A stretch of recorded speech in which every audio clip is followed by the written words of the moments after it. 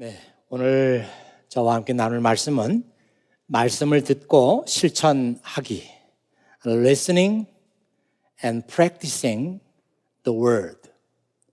하나님의 말씀을 듣고 실천하는 문제에 대해서 여러분과 함께 은혜를 나누도록 하겠습니다.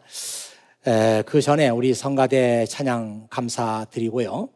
오늘 김대룡 권사님께서 기도를 하셔서 너무나 감사하고요. 우리 권사님 내외가 저희 교회에 나오신 것이 한 거의 5년 가까이 되지 않나 싶습니다. 권사님 내외가 원래 중국에서 사시다가 이제 미국으로 따님과 함께 오시게 됐는데, 제가 많은 대화를 나누지 못했지만 우리 권사님 댁에 한번 가서 벽에 걸린 사진도 보고 하면서 권사님의 그 걸어오신 길들을 볼 수가 있었어요. 교육에 성공하셔서 그 자녀들을 다 일본으로 이렇게 일찍 보내셨고, 자녀들이 다 일본에 지금 살고 있고, 따님 한 사람만 지금 미국에 같이 와서 지금 타프스 메디컬 센터에서 그 트랜슬레이터로 지금 일하고 있습니다. 오늘 그 권사님의 기도를 통해서 그동안 그 권사님의 걸어오신 믿음의 길을 잘 읽을 수가 있었고, 또 무엇보다도 그 기도 속에 진실함과 또 진정성이 이렇게 느껴져서 너무너무 제 자신이 뒤에서 기도를 따라 이렇게 드리면서 많은 은혜를 받았습니다. 다시 한번 우리 권사님 내외 우리 같은 교회에서 이렇게 믿음 생활을 하게 된 것 너무나 감사하고요. 저한테 늘 그래요. 권사님이 집만 좀 가까웠으면은 새벽마다 나와서 같이 기도할 텐데, 그런 말씀을 하셔요. 조금 멀리 계시기 때문에 이 교회 올 때도 아마 1시간 반 이상 차를 타고 오시지 않나 생각합니다. 여러 번 갈아타다 보니까 시간이 많이 걸리게 되죠. 다시 한번 감사의 마음과 또 존경의 마음을 드립니다. 오늘 저와 함께 나눌 말씀이 말씀을 듣고 실천하기, 새삼스러운 주제는 아닌데요. 생각해 보면은 이 말씀처럼 중요한 것이 없다. 왜냐하면 우리가 말씀을 배우고 말씀을 듣는 일은 우리가 많이 했어요. 많이 해왔습니다. 그런데 우리가 말씀대로 실천하는 삶을 못 살고 있는 것이 오늘 우리들의 상황이고, 또 이 시대의 문제이고 우리 한국 교회의 문제이기도 합니다. 그래서 이 문제를 여러분과 함께 말씀을 드리면서 우리 자신들의 믿음을 다시 한번 반성해보고 하나님의 말씀을 듣고 실천할 수 있는 그런 그 성령의 은혜가 여러분들에게 있기를 주의 이름으로 축원합니다. 성경을 읽다 보면은 별것 아닌 말씀을 가지고 은혜를 받을 때가 있어요. 별것 아니라고 하나님 말씀을 그렇게 얘기해서 매우 안 됐습니다만은 그냥 대수롭지 않게 지나가던 말씀이다, 이 뜻이죠. 그런데 어느 날은 또 그 말씀이 우리에게 큰 은혜를 주는 말씀이 있는데요. 사도행전 14장 22절이 저에게는 그런 말씀이었어요. 거기에 이런 말씀이 있습니다. 그들은 그곳에서 제자들을 격려하고 믿음 안에 머물러 있으라 권했습니다. 그리고 하나님 나라에 들어가려면 많은 고난을 겪어야 한다고 말했습니다. 저는 이 말씀을 읽으면서 2000년 전에 바울이라고 하는 사람이 주님의 복음을 가지고 지중해 연안 도시들을 돌아다니면서 복음을 전파했는데, 그가 그때 이런 복음을 전파했구나 하는 것을 느낄 수 있어서 너무나 감사했어요. 바울은 복음을 전파할 때 있는 그대로 듣는 사람들을 생각해서 이런 얘기는 해야 되지만 하지 않고, 아니면 복음의 내용을 이렇게 왜곡해서 전하는 사람이 아니었습니다. 복음이 있는 그대로 복음을 전했어요.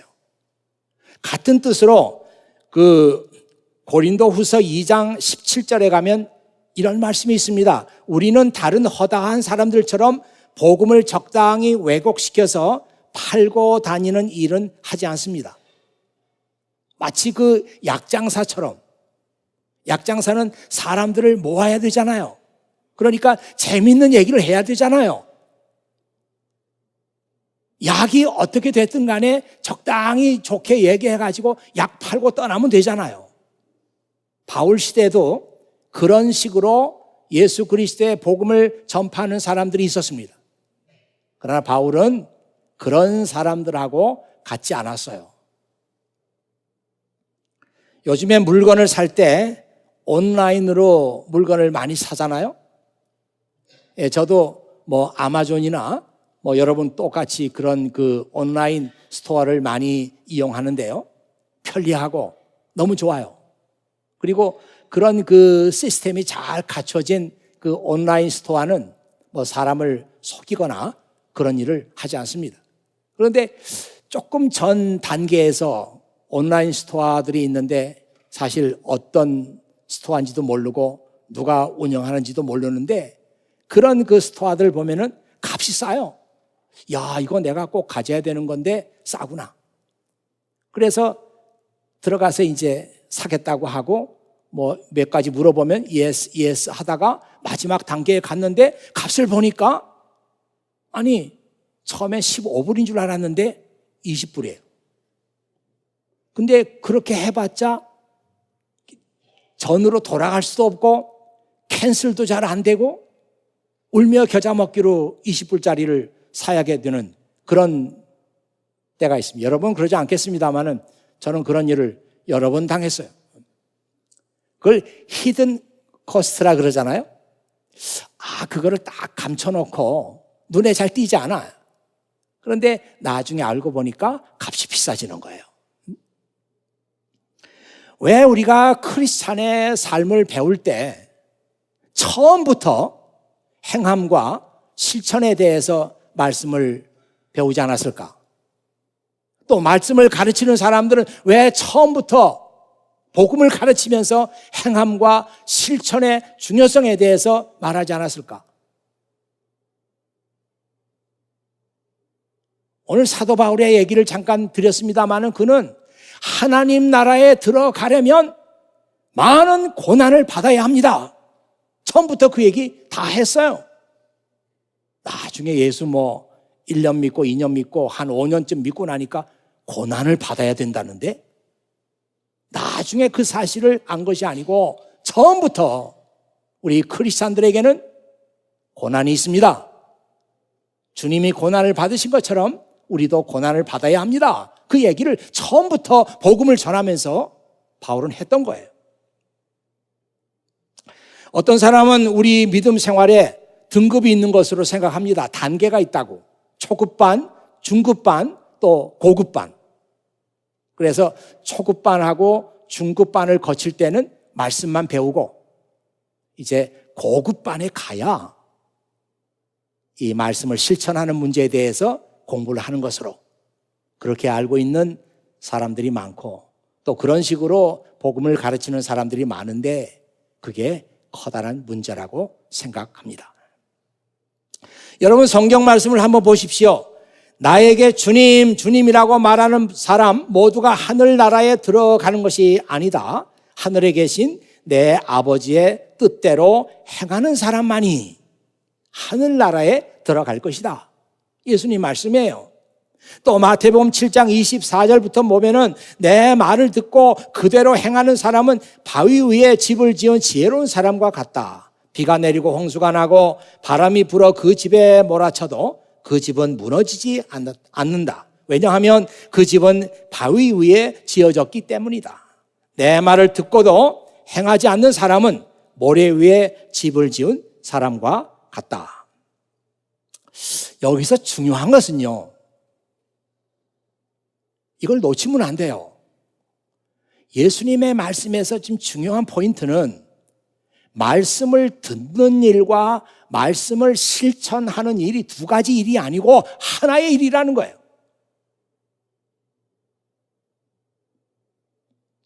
말씀을 듣는 일 먼저 하고 이 단계를 거쳐서 말씀을 실천하는 단계로 옮겨가는 것이 아니라 처음부터 하나님의 말씀을 듣는 일과 하나님의 말씀을 실천하는 일은 처음부터 우리가 배우고 처음부터 우리가 해야 하는 그런 일이라고 하는 것을 우리에게 말씀하고 있습니다.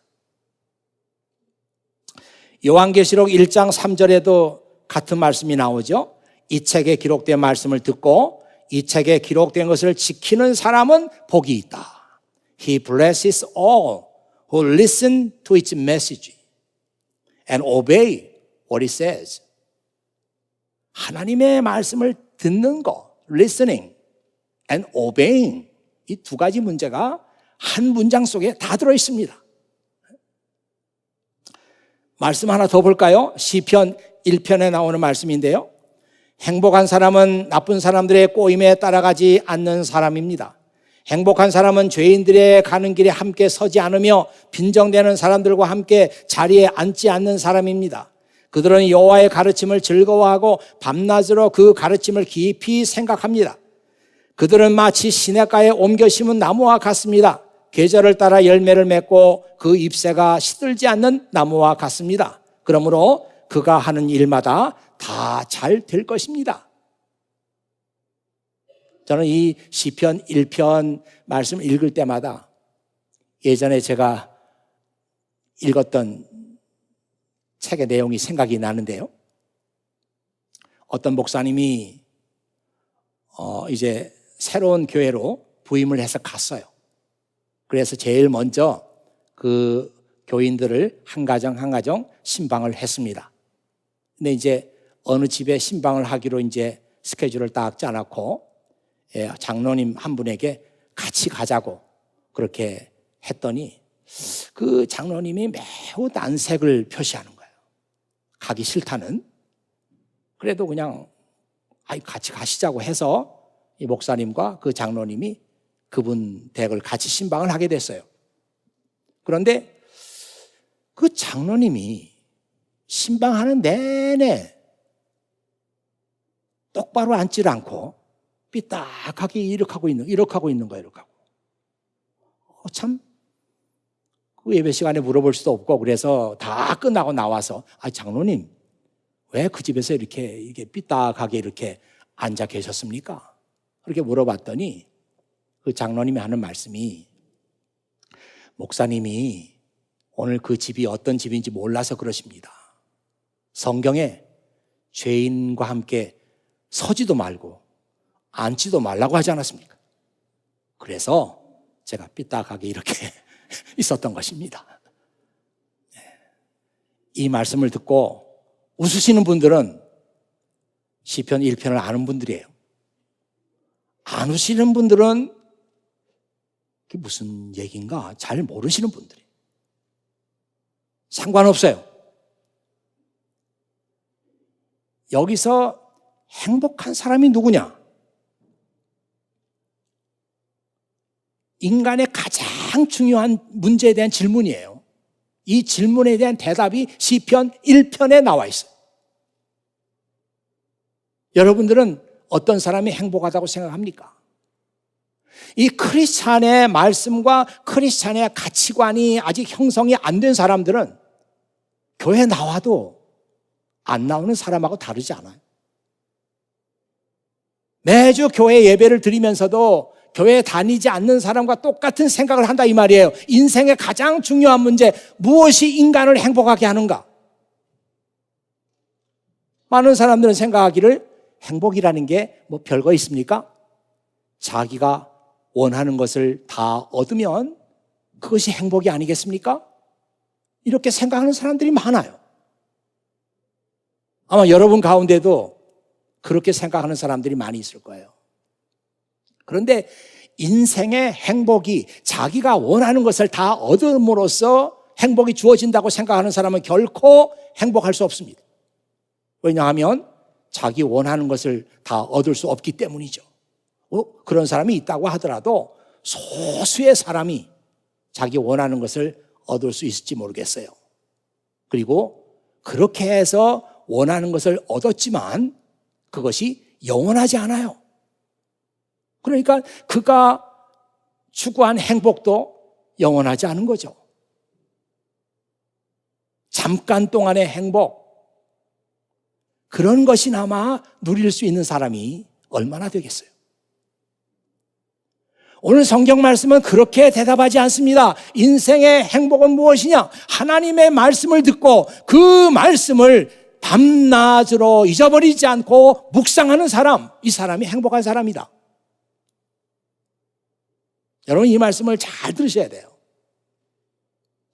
여기 묵상한다고 하는 말은 영어 성경에 보면은 meditate, 명사로 하면 meditation, 그렇게 말할 수 있어요. 다 그렇게 번역했어요. 그런데 여러분, 큐티를 하시는 분들은 알겠지만 하나님 말씀을 읽고 이제 묵상합니다. 큐티하면서 묵상해요. 묵상에서 가장 중요한 것은 뭐냐면 그 말씀 자체를 생각하는 것이 아니라 이 말씀을 내가 어떻게 내 삶에 적용하고 이 말씀을 어떻게 내가 지켜나갈까? 이것이 큐티의 핵심입니다. 그래서 그 말씀을 지킴으로 말미암아 내 삶이 변화되는 거예요. 그러려고 내가 큐티하는 거지 다른 목적이 어디 있겠어요?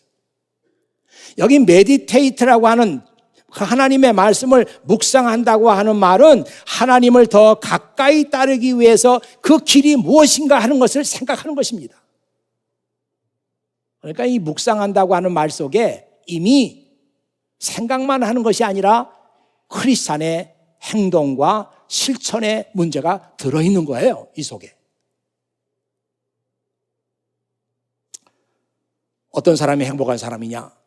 하나님의 말씀을 듣고 그 말씀을 깊이 생각하며 무엇이 하나님을 기쁘시게 하는 길이고 무엇이 하나님을 올바로 따르는 길인지 그 길을 알고 실천하는 사람, 이 사람이 행복한 사람이다. 시편 1편은 우리에게 그 얘기를 하고 있는 것입니다.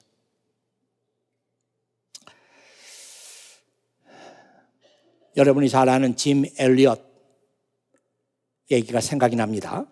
여러분 화면에 짐 엘리엇이 남긴 그 말이 지금 나오고 있습니다. 제가 이 말에 자꾸 중요성을 부여하는 이유는 이 짐 엘리엇이라는 사람이 1927년부터 1956년까지 살았는데 그가 대학교 시절에, 그러니까 이 말이 어디 나오느냐면 대학교 4학년 때 그가 누가복음 16장 9절 말씀을 묵상하다가 하나님께서 주신 그 인사이트를 가지고 그의 일기책에다 써놓은 거예요. 대학교 4학년 때. 웨이튼 칼리지 다닐 때 말이죠. 뭐 대학교 4학년이면 우리 청년부에 뭐 한 중간보다 조금, 우리 교회 전체로 보면은 뭐 중간은 안 되겠죠. 중간보다 조금 미칠까? 결코 어린 나이가 아닙니다. 이 나이 때 어디 가서 재밌게 놀지? 이 나이 때 어디 가서 맛있는 거 먹지? 누가 나 맛있는 거 사주는 사람 없나? 이것이 그 나이 때 중요한 관심사가 아니라 무엇이 나를 행복하게 하는가? 행복은 무엇인가? 그 행복은 어떻게 얻을 수 있는가? 이런 인생의 중요한 문제를 생각할 나이다 이 말이에요. 대학교 4학년 때 그의 일기책에다가 이 얘기를 써놓은 거예요. 그 얘기를 보고 많은 사람들이 생각하는 겁니다. 야, 맞다 이 말. 어? He is no fool who gives what he cannot keep. What he cannot keep. 그가 지킬 수 없는, 그가 영원히 가질 수 없는 그것을 포기하는 사람. Who gives what he cannot keep. 그가 킵할 수 없는, 어차피 이건 내가 킵할 수 없어. 그런 것을 놓아버리는 사람, 그것을 포기하는 사람은 바보가 아닙니다. 야, 이건 뭐 어차피 내가 영원히 가질 수 없는 거야. 그러면 놔버려. 어차피 내가 못 가질 건데. 바보가 아닙니다. To gain that which he cannot lose. 그가 영원히 잃어버릴 수 없는 그것을 to gain, 얻기 위해서 어차피 가질 수 없는 거, 소유할 수 없는 거, 내 것이 될 수 없는 거, 이거 그냥 포기해버리는 사람은 결코 바보가 아닙니다. 행복의 문제가 그래요. 무엇이 행복이냐? 내가 원하는 것을 다 소유하는 그것이 행복이다. 이런 생각을 오늘 우리는 버려야 합니다. 어차피 내가 원하는 것 다 얻을 수 없고 얻는다고 해도 그것이 영원히 내 것도 아니에요. 이것이 행복이라고 내가 믿고 살 필요가 없다. 이제 나는 영원히 내가 잃어버리지 않는 그것을 얻기 위해서 내 인생을 거기다 걸어야 되겠구나. 이게 행복한 사람이에요.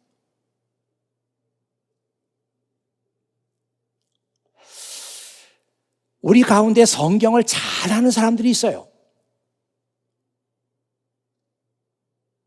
제 기억에 남는 사람 가운데 이거는 지금 그 엘리엇의 일기문 그대로 카피해서 지금 인터넷에 많이 공유되고 있는 것이죠. 제 기억에 남는 학생 가운데 MIT 학생인데 이제 박사 과정 다 마치고 지금 어디서 무엇을 하는지 모르겠어요. 아주 포토그래피 메모리가 있는 사람이에요. 그래서 말씀 몇 장 몇 절 그걸 아는 사람이에요. 성경 공부 같이 하다가 어디 있는 말씀이지? 그러면 딱 나와요. 참 밝고 또 성격은 명랑하고 그런 친구였는데 지금 어디서 무엇을 하는지 모르겠습니다.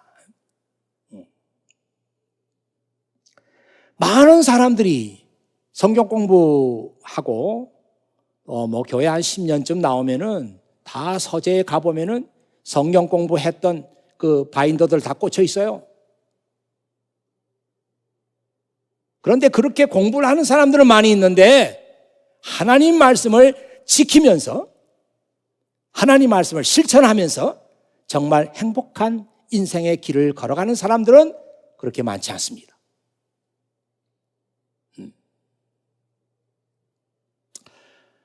이런 사람에 대해서 오늘 성경이 무엇이라고 말하는가?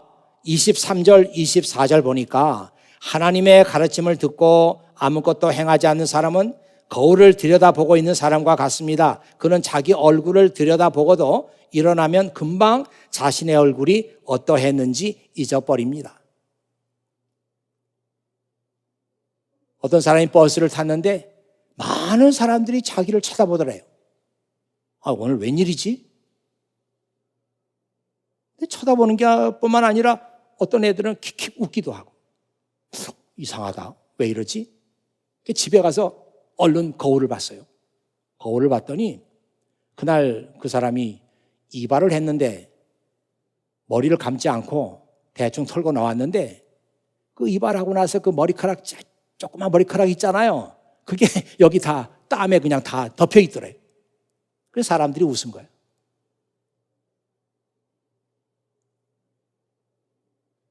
하나님의 말씀을 듣는다고 하는 것은 말씀의 거울에다가 나를 비춰보는 겁니다. 말씀의 거울에 나를 비춰보니까 내가 어떤 사람인지 거기 다 내 모습이 드러나요. 그렇게 자기 모습을 똑바로 보면서도 그걸 고치지 않는 사람은 거울을 보면서도 잘못된 것을 알면서도 고칠 생각을 안 하는 사람과 같다. 오늘 야고보서 말씀에 그렇게 나와 있습니다. 가끔 이런 생각이 들 때가 있어요. 교회 가면 늘 그 말씀을 지키라고 얘기들을 하고 왜 우리는 성경 말씀을 지켜야 되는 거지? 그런 생각이 들면 이 하나님은 정말 말도 안 되는 것을 우리에게 늘 얘기하고 우리 보고 그걸 따르라고 하는 거예요. 아, 이런 경우가 어디 있어? 이런 생각이 들 때가 있습니다. 그런데 그렇지 않아요. 오늘 성경 말씀을 잘 보면은 왜 우리가 하나님의 말씀을 듣고 그 말씀을 지켜야 되는가? 두 가지 이유가 분명하게 나와 있는데, 첫 번째 이유는 그 말씀 속에 나를 구원하시고자 하는 하나님의 능력이 들어있기 때문이에요. 내가 좋아하거나 내가 싫어하거나 내 구미에 맞거나 맞지 않거나 하나님의 말씀을 내가 들었어요. 그 말씀은 나를 구원하시고자 하는 하나님의 능력이 그 말씀 속에 들어있기 때문에 우리는 그 말씀을 험불하게 받아들이고 그 말씀을 실천해야 합니다. 오늘 성경 말씀에 그렇게 나와 있죠.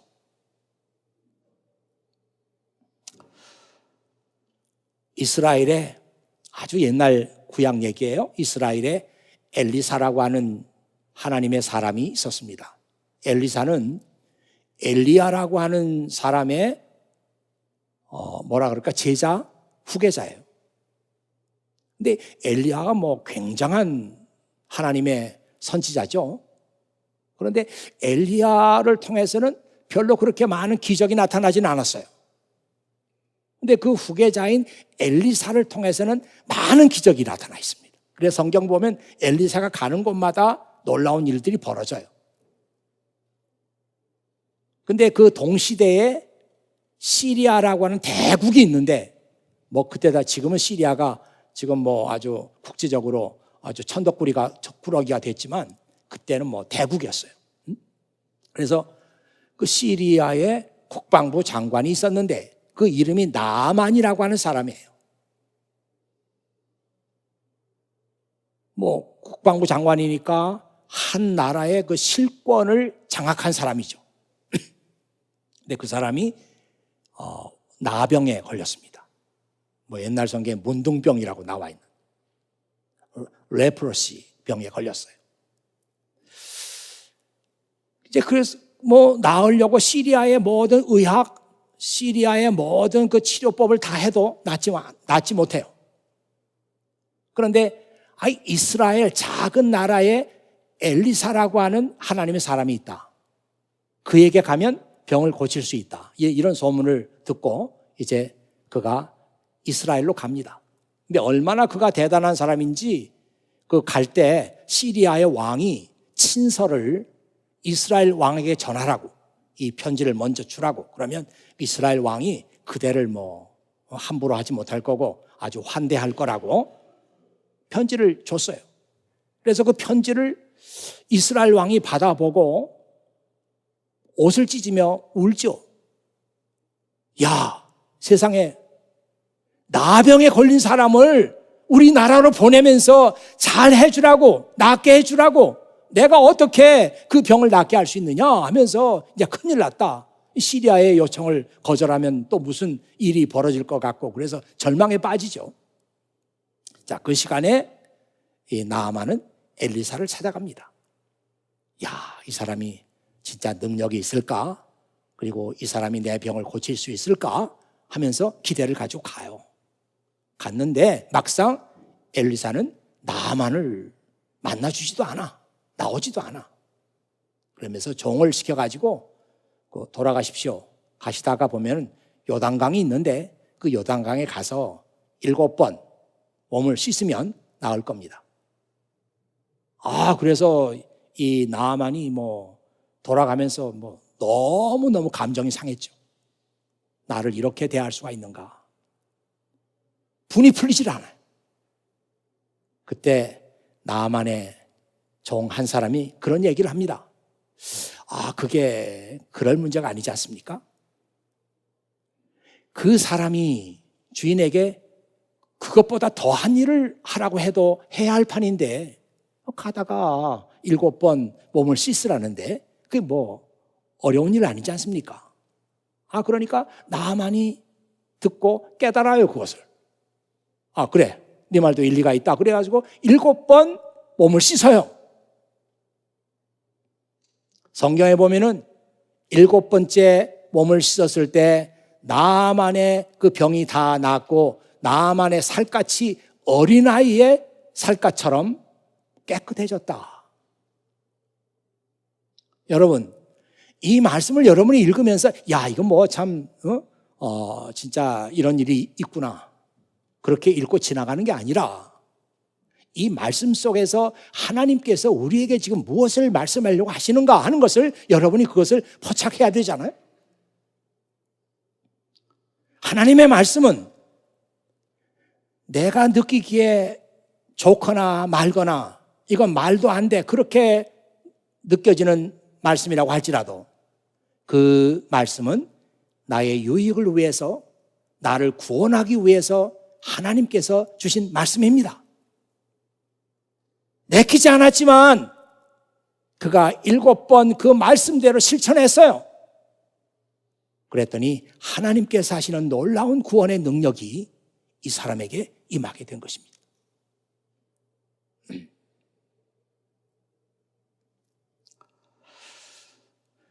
두 번째로 우리가 하나님의 말씀을 듣고 실천해야 하는 이유는 그것이 우리 믿음 생활의 핵심이기 때문이에요.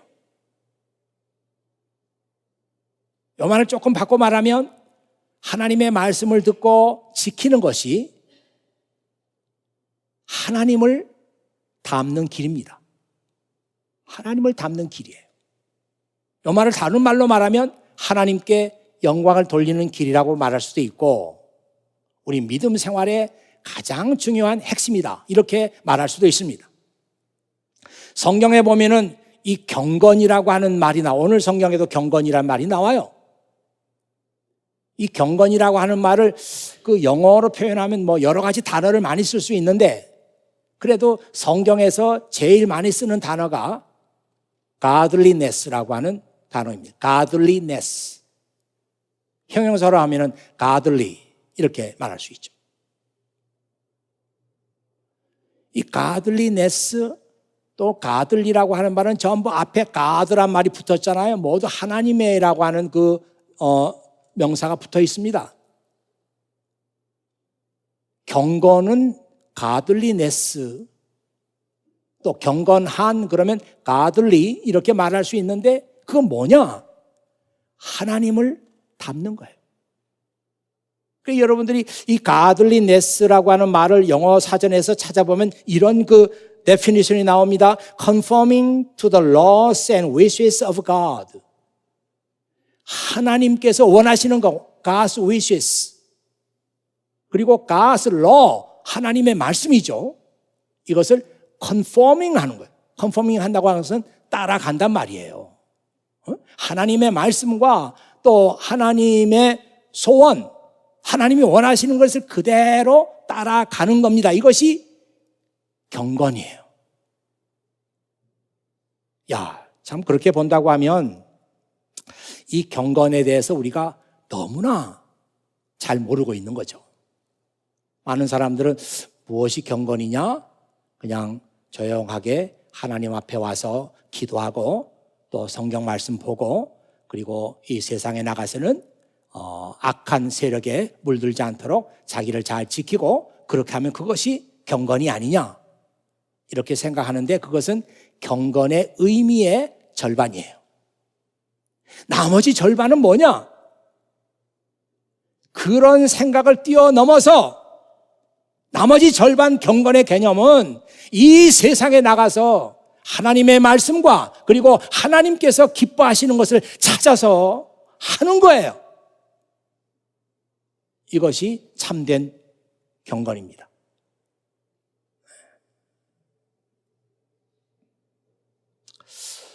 여러분, 이런 생각 들지 않습니까? 이 야고보서는 디아스포라 크리스찬들에게 야고보가 편지를 쓴 건데, 이 디아스포라 크리스찬들이 정말 예수님 믿는 믿음을 지키기 위해서 외국으로, 해외로 피난가 살고 있는 거잖아요. 지금은 다른 나라에 들어가려면 비자를 받아야 되고 입국 심사를 받아야 되는데, 예전에는 그렇지 않았어요. 그냥 사는 거예요. 그때가 참 좋았던 것 같아요. 뭐 추방 이런 거 없고 그냥 사는 거예요. 같이 가서 붙어 사는 거예요. 이스라엘 사람들도 이집트에 가서 그냥 붙어 살았잖아요. 이 디아스포라 크리스찬들도 저 지중해 연안에 있는 그 도시들에게 이렇게 가서 그냥 붙어 사는 거예요. 가장 경제적으로 어렵잖아요. 그럴 때 1년 지나고 2년 지나고 5년 지나고 10년 지나고 이 디아스포라 생활이 길어지면 길어질수록 고아가 생겨나고요. 남편을 잃은 과부들이 생겨났습니다. 뭐 고아는 뭐 부모가 다 없어야 고아니까 이 고아가 얼마나 비참합니까? 과부는 어때요? 과부는 남편이 죽으면 과부가 되는 겁니다. 그런데 그때 과부의 삶이라고 하는 것은 너무나 비참하죠. 여러분이 그 룻기에 보면은 나오미하고 룻이 그냥 그 하루 끼니를 얻기 위해서 얼마나 비참하게 생활을 합니까? 과부의 생활이 그래요. 직업이 없잖아요. 여자들이 사회활동을 하던 때가 아니니까. 디아스포라 생활이 길어지면 길어질수록 고아들이 생겨나고 과부들이 생겨납니다. 아니, 디아스포라들 가운데도 경제적으로 여유가 있는 사람도 있어요. 아무도 고아들을 돌보지 않고 아무도 과부를 돌보지 않습니다. 그러면서도 이 사람들이 나는 믿음이 있어. 난 하나님 믿어. 나는 경건의 삶을 살고 있어. 그렇게 기도하고 하면서도 밖에 나와서 고아들, 과부들을 돌보지 않아요. 바로 야고보는 그런 현실을 보면서 그게 무슨 경건입니까? 그게 무슨 하나님을 믿는 사람의 삶이에요. 옆에서 지금 고아들이 먹을 것이 없고 과부들이 지금 어렵게 살고 있는데 당신의 것을 나눠줘야 하지 않습니까? 하나님께서 기뻐하시는 경건이라고 하는 것은 그런 겁니다. 지금 그 얘기를 하고 있는 거예요.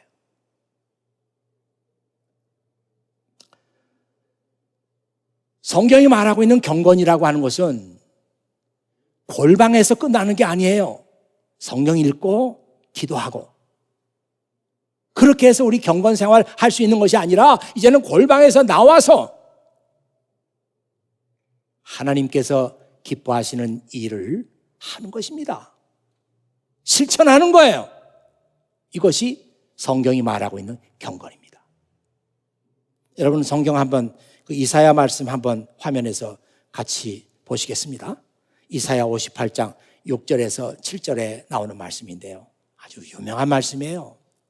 이 경건 생활의 핵심이 금식이라고 생각했던 그때 구약시대의 얘기입니다. 내가 바라는 금식은, 이건 이제 하나님께서 말씀하시는 거예요. 내가 바라는 금식은 너희가 부당하게 가두어 놓은 사람을 풀어주고 그들의 사슬을 끊어주며 억눌림 당하는 사람들을 풀어주고 그들이 하는 고된 일을 쉽게 해주는 것이다. 너희 음식을 굶주린 사람에게 나누어주고 가난하고 집 없는 사람을 너희 집에 들이며 헐벗은 사람들을 보면 그에게 너희 옷을 주고 기꺼이 너희 친척을 돕는 것이 내가 바라는 것이다. 이사야가 살던 그 시대도 많은 사람들이 하나님을 잘 믿는다고 말하면서 그들의 믿음이 타락해 있었어요. 여기 보세요. 나는 일주일에 2번씩 금식합니다. 이렇게 말하면서 나는 경건한 사람이라고 얘기하면서 나는 하나님을 믿는 사람이라고 말하면서 형제를 고발해서 감옥에 가두고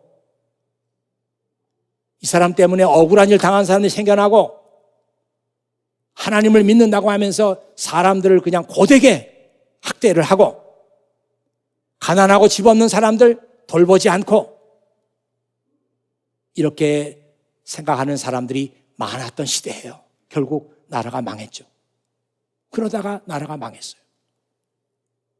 아마 야고보가 경건에 대해서 얘기하면서도 아마 이사야서에 있는 이 말씀을 야고보가 생각하면서 디아스포라 크리스천들에게 여러분도 정말 하나님을 믿는 사람이라면 여러분 가운데 있는 고아들, 여러분 가운데 있는 그 과부들 도와주세요. 이것이 하나님께서 정말 원하시는 겁니다. 그렇게 말하고 있습니다. 행동이 없는 믿음이 죽은 믿음인 것처럼 행동이 없는 경건도 죽은 경건이에요. 인생의 참된 행복은 우리가 원하는 것을 소유하는 데서 오는 것이 아니라 하나님의 말씀을 듣고 하나님께서 기뻐하시는 것이 무엇인지 깨달아서 그것을 실천하는 데서 인생의 참 행복이 온다. 저는 이 말씀을 여러분들이 정말 진지하게 들어주시기를 바랍니다. 지금 성경은요,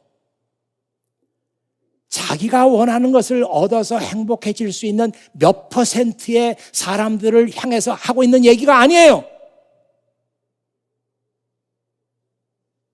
모든 사람들이 다 행복한 인생을 살아갈 수 있는 길을 지금 이 말씀을 통해서 우리에게 보여주고 있는 것입니다. 너 행복해지기를 원하느냐? 내 인생이 정말 행복해지기를 원해? 그렇다면 하나님의 말씀을 듣고 그 말씀을 잘 실천해 나가면 그것이 너에게 진정한 인생의 행복을 줄 것이다. 어떻습니까, 여러분? 그렇게 말해도 나는 행복해질 수 없는 사람이야. 그런 사람 여기 한 사람이라도 있습니까? 하나님 말씀 듣고 지켜나가면 행복해지는 거예요. 누구나 다 행복해질 수 있는 길을 하나님께서 오늘 말씀을 통해서 우리에게 보여주시고 있는 거예요. 자, 바라기는 여러분 모두가 다 행복한 그런 인생을 살아가는 여러분 되시기를 바라고, 이 말씀은 우리가 어떤 핑계를 대면서 나는 그 말씀을 행동으로 옮길 수 없습니다, 지금은 안 돼요, 이렇게 말할 수 없어요. 여러분, 지금 이 말씀이 디아스포라 크리스찬들에게 지금 편지한 그 편지 속에 나오는 글이잖아요. 디아스포라 크리스찬 다들 어려워요. 힘들게 삽니다. 그런 사람들에게 너의 경건을 행동으로 나타내라, 그렇게 말하고 있잖아요. 기도하겠습니다. 아버지 하나님, 감사합니다. 오늘 아버지 하나님께서 저희들에게 참된 인생의 행복은 어디서 오는가, 이 중요한 문제에 대해서 말씀하고 계십니다. 또한 아버지 하나님께서 정말 원하시는 경건의 삶이란 무엇인가 하는 것을 우리에게 말씀하셨습니다. 하나님의 말씀을 잘 듣고 하나님께서 기뻐하시는 것이 무엇인지 깨달아서 그것을 내 행동으로, 내 실천으로 옮겨라. 그것이 너를 행복하게 할 것이다, 이렇게 말씀하고 있습니다. 오늘 이 말씀을 듣는 사랑하는 형제 자매들 가운데 단 한 사람도 행복해지지 않는 그런 사람이 없게 해주시옵소서. 우리 구주 예수 그리스도의 이름으로 기도하옵나이다. 아멘.